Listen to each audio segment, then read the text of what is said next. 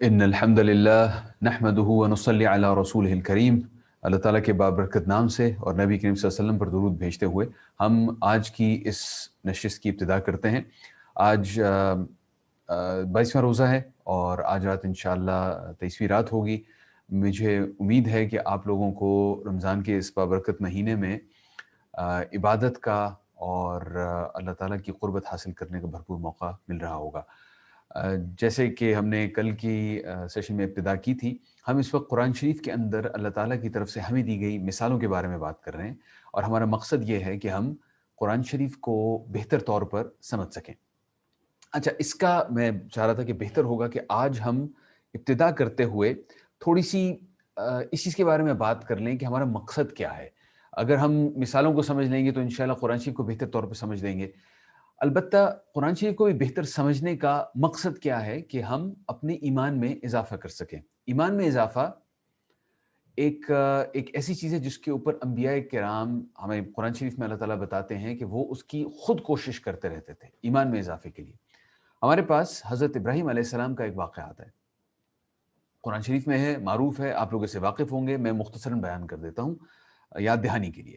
حضرت ابراہیم علیہ السلام کو اللہ تعالیٰ نے بھیجا اس علاقے کے بادشاہ کے پاس جس کا نام تھا نمرود۔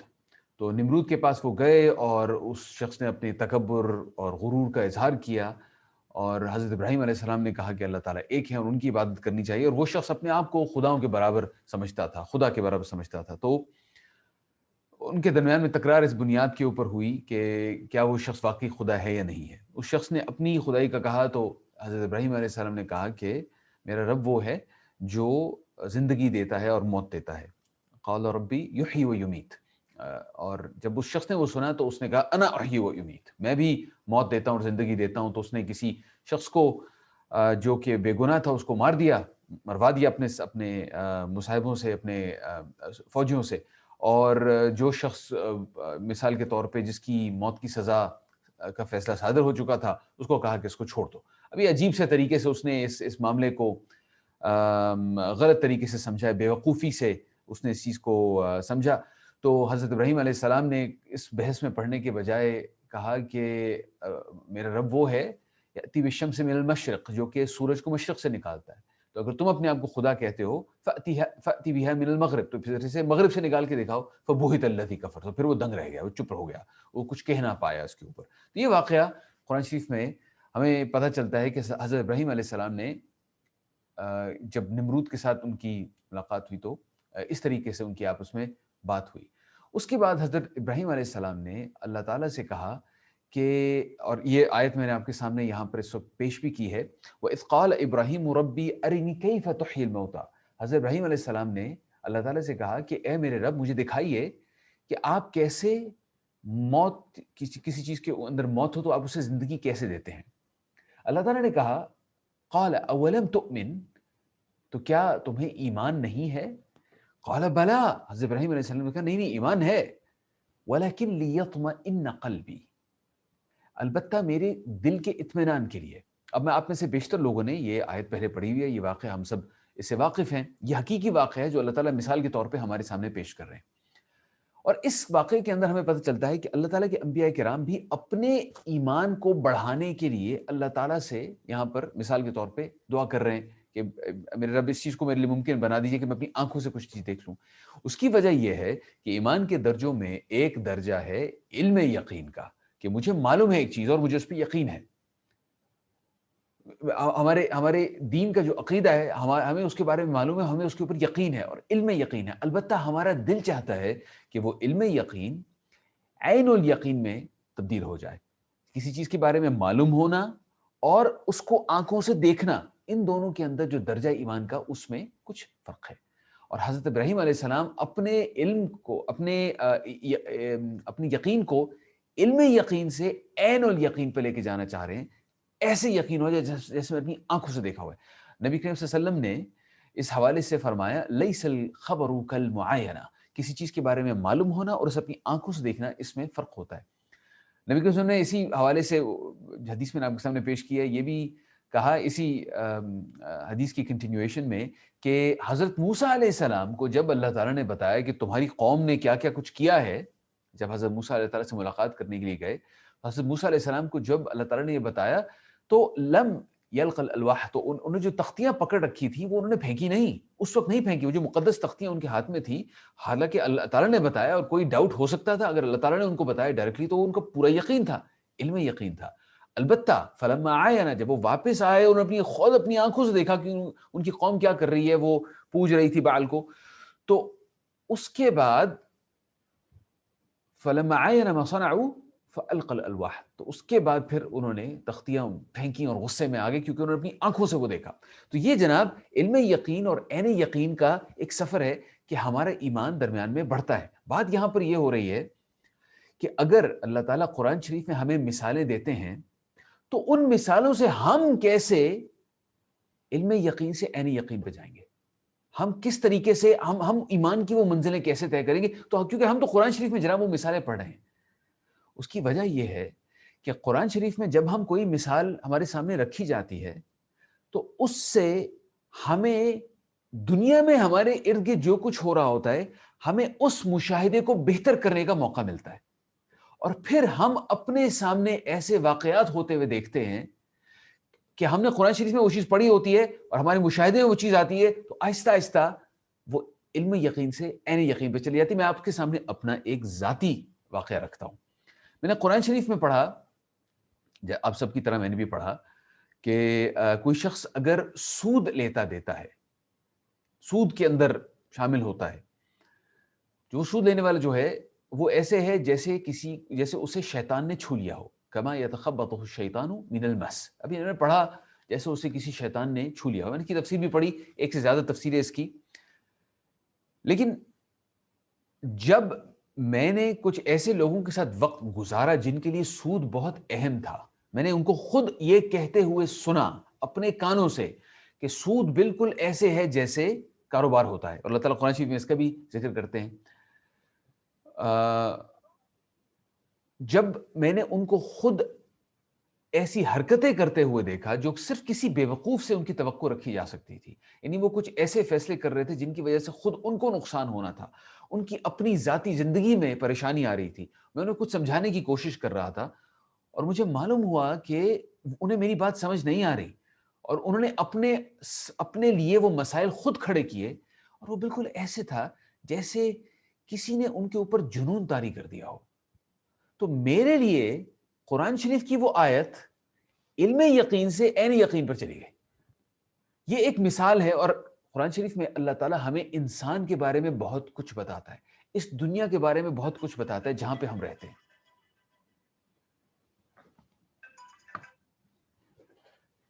تو ہم جب یہ تمام چیزیں اپنے ارد گرد دیکھیں گے، ہمارے لیے پھر یہ ممکن ہو جائے گا کہ جن جن چیزوں کا ہم مشاہدہ کر رہے ہیں ان میں ہمیں اللہ تعالیٰ کے کلام کی سچائی کا اعتراف بھی ہونا شروع ہو جائے، اور ایمان کا درجہ یوں بڑھنا شروع ہو جائے گا۔ تو یہ ہے جناب ایمان کے درجات۔ کل ہم نے بات کی تھی منافقین کے بارے میں، اور منافقین اس درجے کے منافقین جن کو اللہ تعالیٰ نے کہا تھا سم بکم عمی، یعنی کہ روحانی حوالے سے ان کی سماعت، ان کی بینائی اور ان کی بولنے کی صلاحیت تمام چیزیں لے لی گئی، یہ وہ درجے کے منافقین تھے۔ اور ان کی مثال دینے کے لیے اللہ تعالیٰ نے روشنی اور اندھیروں کا ذکر کیا تھا۔ روشنی ہدایت، وہ ایک روشنی ہدایت، اور اندھیرے بہت سارے اندھیرے، ظلمات جنہیں کہا گیا، تو وہ بہت سارے اندھیرے جن کے اندر لوگ بھٹکتے رہتے ہیں اگر وہ روشنی کو ٹھکرا دیں تو کل ہم نے یہ دیکھا تھا۔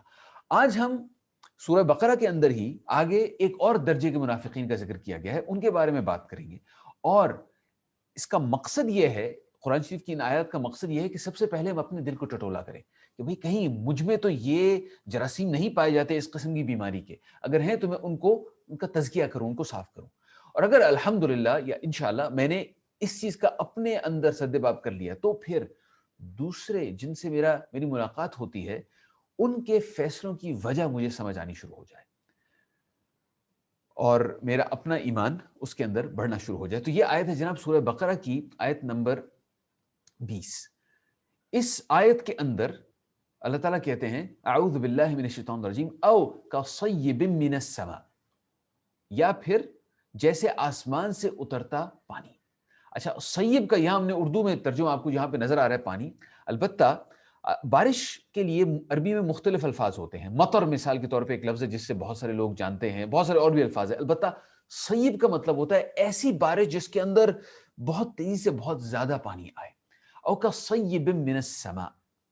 ذہن میں رکھیے کہ صحرا میں رہنے والے لوگ, ان کے سامنے جس طریقے سے بارش آتی ہے وہ اس بارش کے اثرات دیکھتے ہیں, اور ان اثرات کی طرف اللہ تعالیٰ یہاں پہ نشاندہی کر رہے ہیں کہ جیسے آسمان سے پانی اترتا ہے, فیہ ظلمات ورعد وبرق. پھر وہی لفظ جس کے اندر اندھیریاں ہوں, اندھیرے ہوں. میں یہاں پہ اس لفظ کی نشاندہی کر دیتا ہوں, یہ لفظ ہے جس کی میں بات کر رہا ہوں. فیہ ظلمات ورعد وبرق, اندھیرے. ظلمت ہوتا ہے واحد ایک اندھیرا, ظلمات بہت سارے اندھیرے. تو اللہ تعالیٰ ہمارے سامنے ایک نقشہ کھینچ رہے ہیں کہ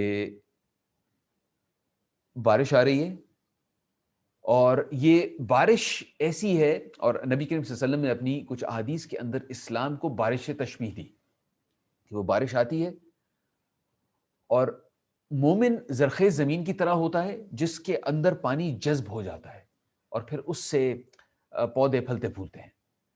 اور جو شخص ٹھکراتا ہے وہ بنجر زمین کی مانند ہوتا ہے کہ جس کے اوپر سے بس پانی بہہ جاتا ہے, اس کے اوپر اس کا اثر نہیں ہوتا. اسلام ہم سب کے لیے دستیاب ہے, وہ معلومات دستیاب ہیں, اور ہر شخص کے پاس یہ صلاحیت موجود ہے, یہ ایبلٹی موجود ہے کہ وہ ہدایت حاصل کرنے کی کوشش کرے اور اپنا ایمان بڑھائے. البتہ جو لوگ اپنا ایمان بڑھانے میں کامیاب ہو جاتے ہیں وہ اس مومن کی مانند ہے, زرخیز زمین کی مانند ہے. یہ بارش آ رہی ہے جناب, ساتھ ساتھ اس کے اندر کچھ ظلمات, کچھ اندھیرے بھی ہیں کہ اگر کالی گھٹا چھائی ہوئی ہے جس کی وجہ سے روشنی بہت کم ہو جاتی ہے. وَرَعْدٌ وَبَرْقٌ, رعد کہتے ہیں گرج چمک کو. یہ رعد کا مطلب گرج چمک, معذرت چاہتا ہوں, گرج. رعد کا مطلب گرج, جو کڑاکا ہوتا ہے نا, بجلی کا کڑاکا جو سنائی دیتا ہے, یہ رعد وہ ہے. اور اس کی تفسیر کچھ یوں ہے کہ قرآن شریف کی وہ آیات جو کہ کفار کے لیے, کفار کو جھنجھوڑنے کا باعث بنتی ہے, یہ وہ رعد اس قسم کی, اس کی طرف تشبیہ کی جا رہی ہے. وہ برق, برق ہے بجلی جو چمکتی ہے.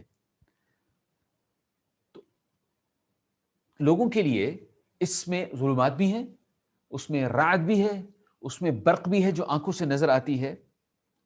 یجعلون, اچھا یہ لوگ جو اس درجے کے منافق ہیں یہ کیا کرتے ہیں, یجعلون اصابعهم فی آذانہم, یہ لوگ اپنی انگلیاں اپنے کانوں میں ٹھونس لیتے ہیں جب انہیں یہ رعد سنائی دیتا ہے. قرآن شریف کی اس طرح کی آیات سنائی دیتی ہیں, انہیں پتہ چلتا ہے کہ مجھے اپنی زندگی تبدیل کرنی پڑے گی, مجھے مثال کے طور پر اپنے آپ کو عاجز بنانا پڑے گا. تو وہ کوشش کرتے ہیں کہ انہیں یہ سب کچھ نہ سننا پڑے.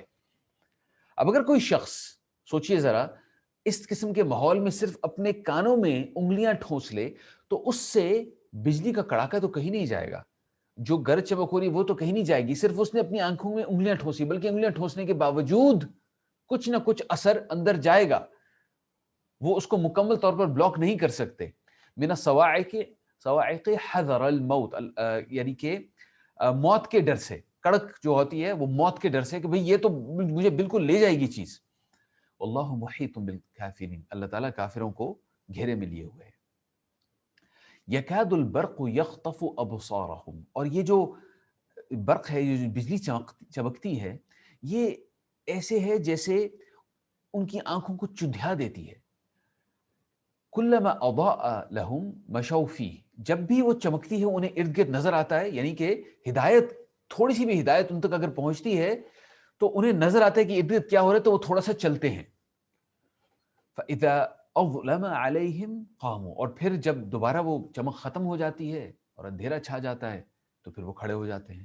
یعنی یہ منافقین کی کا وہ درجہ ہے جو کہ درمیان میں ہے, مذبذبین بین ذالک, یعنی کہ وہ درمیان میں ہے. وہ کبھی گھڑی میں تولا گھڑی میں ماشا, ان کے دل میں ایمان آتا ہے جب کسی مومن مسلمان کے پاس وہ بیٹھتے ہیں, جب کہیں ہدایت حاصل کرنے کا موقع ہوتا ہے وہ وہاں پہ موجود ہوتے ہیں تو ان کے دل میں ایمان آنا شروع ہو جاتا ہے. وہ بجلی تھوڑی سی چمکتی ہے, لیکن پھر وہ کہیں اور کسی دوسری جگہ پر ہوتے ہیں, محفل مختلف ہوتی ہے ان کی, تو پھر ان کے دل سے وہ چیز ہٹنی شروع ہو جاتی ہے. اب ان کے پاس یہ موقع ہے کہ وہ اپنے آپ کو کس قسم کی محفلوں میں رکھیں, لیکن اگر وہ اس موقع کو گنوا دیں اور وہ اچھی محفلوں کے بجائے بری محفلوں میں ہی شامل ہونا شروع ہو جائیں تو پھر وہ ہٹتے چلے جائیں گے اور ایمان سے دور ہوتے چلے جائیں گے.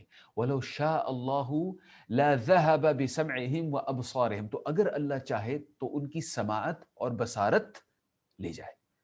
یہ مختلف ہے وہ پہلے درجے کی منافق سے جس میں اللہ تعالیٰ نے کہا تھا سم بکم عمیون، کہ ان کا لے لی گئی، ان کی بصارت، سماعت، ان کی بولنے کی سکت لے لی گئی. لیکن یہاں پر اگر اللہ چاہے تو لے جائے. ان منافقین کے پاس ابھی تک موقع ہے. ان اللہ علی کل شیء قدیر، اللہ تعالیٰ ہر چیز پر قادر ہے. ہم نے بات کی ایک درجے کے منافق کی، یہ کلم نے بات کی تھی. آج ہم نے بات کی جو نفاق اصغر ہے اس سے نچلے درجے کی منافقی. اور اب ہم چلتے ہیں اسی طریقے سے سورہ بقرہ میں اللہ تعالیٰ ہمیں بتاتے ہیں ایسے لوگوں کے بارے میں جو منافق نہیں ہیں اور ان کی مثال کیسے ہے. یہ وہ ہیں جو اللہ کی راہ میں خرچ کرتے ہیں. اب جو منافق تھے وہ اپنے غرور اور گھمنڈ میں بھی تھے اور ان کو ان کی لالچ اور حب جاہ انہیں دور رکھ رہی تھی اللہ تعالیٰ کی ہدایت سے. تو اللہ تعالیٰ اب ذکر کرتے ہیں ایسے لوگوں کا کہ جو منافق نہیں ہیں، وہ اللہ تعالیٰ پر ایمان رکھتے ہوئے اللہ تعالیٰ کی راہ میں خرچ کرتے ہیں. یہ جناب آیت نمبر ہے سورہ بقرہ میں 261. اس میں اللہ تعالیٰ فرماتے ہیں اعوذ باللہ من الشیطان الرجیم. یہ مثال یوں ہے مثل الذین ينفقون اموالهم فی سبیل اللہ، ان کی مثال جو اللہ کی راہ میں اپنا مال خرچ کرتے ہیں، کمثل حبۃ، ایک دانے کی طرح، جیسے ہم نے یہ آیت کل بھی دیکھی تھی، انبتت 7 سنابل، جس سے نکلیں، جس سے اگائیں اللہ تعالیٰ 7 بالیاں، فی کل سنبلۃ 100 حبہ، اور ان میں سے ہر بالی میں ہوں 100 دانے. واللہ یضاعف لمن یشاء، اور اللہ تعالیٰ اس سے بھی زیادہ بڑھائے جس کے لیے چاہے. لمن یشاء،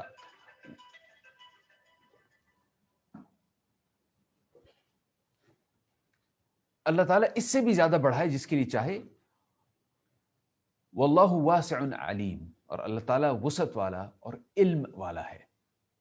اس مثال کے اندر ہم ذرا اس کی تہ میں جانے کی کوشش کرتے ہیں. اللہ تعالیٰ نے مثال دی ایک ایسے شخص کی جو کہ اللہ کی تعالیٰ کی راہ میں خرچ کرتا ہے. اس کی مثال یہاں پہ کھیتی باڑی کے ساتھ، کہ ایک انسان زمین کے اندر کچھ لگاتا ہے. اب ذرا سوچئے اس مثال کا خرچ کرنے سے کیا تعلق ہے. جو کچھ ہم اللہ تعالیٰ کی راہ میں خرچ کرتے ہیں وہ کاروبار میں لگائے ہوئے مال سے مختلف ہے، کیونکہ کاروبار میں لگائے ہوئے مال ہوتا ہے، ہم کہتے ہیں کہ بھئی ہمیں مہینے کے بعد، سال کے بعد، 2 سال کے بعد، 10 سال کے بعد مجھے اس میں سے کچھ منافع ہوگا. اس میں ایک ٹائم لائن ہوتی ہے. وہاں پر ہم جو لگاتے ہیں اس کا ہمیں اندازہ ہوتا ہے کہ مستقبل میں ہمیں اس سے کچھ فائدہ آئے گا. یہاں پہ ہم اللہ تعالیٰ کی راہ میں خرچ کر رہے ہیں، اس میں بھی ہمیں معلوم ہے کہ مستقبل میں ہمیں اس سے کچھ فائدہ آئے گا. ہم اسے دنیاوی فائدہ نہیں چاہتے، حالانکہ اللہ تعالیٰ اسے دنیاوی فائدہ بھی دے دیتے ہیں، لیکن مستقبل میں ہمیں اندازہ ہے کہ اس سے کوئی فائدہ آئے گا. ہم چاہتے ہیں کہ اللہ تعالیٰ ہم سے خوش ہو جائے، اور اللہ تعالیٰ ہم سے وعدہ کرتے ہیں، نبی کریم صلی اللہ علیہ وسلم نے ہم سے وعدہ کیا ہے کہ جو کچھ تم اللہ تعالیٰ کی راہ میں خرچ کرتے ہو اس سے نقص نہیں آئے گا تمہارے مال میں. تو ہم یہاں پہ بھی کچھ آگے سے کچھ ریٹرن ایکسپیکٹ کر رہے ہیں، ہماری توقع ہے کہ اس میں سے بھی کچھ اللہ تعالیٰ ہمیں دے گا واپس، اور وہ جو مستقبل میں آخرت میں ہم جو اللہ تعالیٰ سے چاہ رہے ہیں. تو ان دونوں چیزوں کے اندر ایک مشابہت ہے. اس حوالے سے جو چیزیں ہم چاہتے ہیں کہ ہمیں اللہ تعالیٰ دیں، اس کے لیے ہمیں صبر کرنا پڑتا ہے، بالکل ایسے جیسے کھیتی باڑی کرنے والے کو صبر کرنا پڑتا ہے. اب اس نے بیج لگایا، اب وہ صبر کر رہا ہے، ایسے ہی ہم نے اللہ تعالیٰ کی راہ میں خرچ کیا، ہمیں صبر کرنا پڑے گا. جو شخص ایک بیج لگاتا ہے اسے ایک بیج سے مثال کے طور پہ 700 تک جاتی ہے بات. جو کچھ ہم اللہ تعالیٰ کی راہ میں خرچ کرتے ہیں اسے بھی اللہ تعالیٰ اپنی مرضی سے بڑھاتا رہتا ہے. جیسے کہ حدیث شریف میں آتا ہے کہ اللہ تعالیٰ کے لیے پھر ممکن ہے کہ وہ بڑھائے جو کچھ آپ نے خرچ کیا ہے 10 سے لے کر 700 تک. ایک اور چیز کہ جہاں پر ہم بیج لگاتے ہیں ہمیں اس کے بارے میں بھی تھوڑا سوچنا پڑتا ہے کہ یہ مٹی اتنی زرخیز ہے، یہ جگہ اتنی مناسب ہے کہ میں یہاں پر کھیتی باڑی کروں یا نہیں. بالکل ایسے ہی جہاں پر ہم اللہ تعالیٰ کی راہ میں خرچ کرتے ہیں اس پہ بھی ہمیں کچھ محنت کرنی پڑتی ہے، ہمیں کچھ سوچنا پڑتا ہے کہ اس جگہ پر اگر میں لگاؤں پیسے اللہ تعالیٰ کی راہ میں یہاں پہ خرچ کروں تو مجھے اس سے کس قسم کی اللہ تعالیٰ سے خوشی ہو، اللہ تعالیٰ کے خوش ہونے کی توقع ہے، زیادہ سے زیادہ کہاں پہ ہو سکتی ہے. اس کا یہ مطلب بھی ہے کہ میں اگر میرے پاس استطاعت ہے لاکھوں لگانے کی تو میں لاکھوں لگاؤں گا، اور اگر میرے پاس لاکھوں لگانے کی استطاعت ہے تو اس میں کے بجائے میں لگاتا ہوں چند 100 روپے، اس سے کیا ریٹرن آئے گی؟ جبکہ اگر مثال کے طور پہ میرے پاس استطاعت تھی صرف چند 100 روپے لگانے کی، اور پھر میں چند 100 روپے لگاتا ہوں تو اس سے کیا ریٹرن آئے گی؟ یعنی کہ اللہ تعالیٰ جانتا ہے کہ انسان کتنی ہمت رکھتا ہے، کتنی سخت رکھتا ہے خرچ کرنے کی، اس کے پاس کتنی استطاعت ہے، اللہ تعالیٰ یہ چیز جانتے ہیں۔